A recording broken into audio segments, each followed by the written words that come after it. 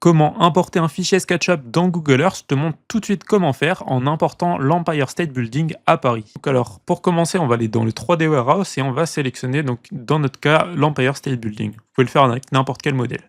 Donc on voit qu'on a différentes tailles de fichiers, on va en sélectionner un qui est pas trop lourd. Ensuite, on l'importe.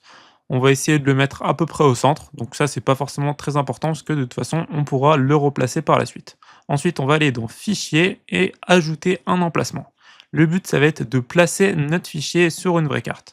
On voit que dans notre cas, il apparaît au centre de Paris.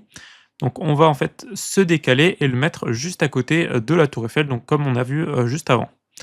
Donc là, on a la possibilité donc de cliquer dessus pour le décaler, mais aussi de faire une rotation pour le mettre vraiment face à la Tour Eiffel.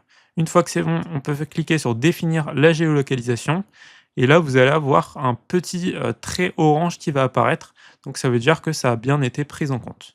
Une fois qu'on a fait ça, on va cliquer sur Fichier, ensuite Exporter, Modèle 3D, et ça va vous proposer d'enregistrer au format KMZ, c'est le format classique de Google Earth.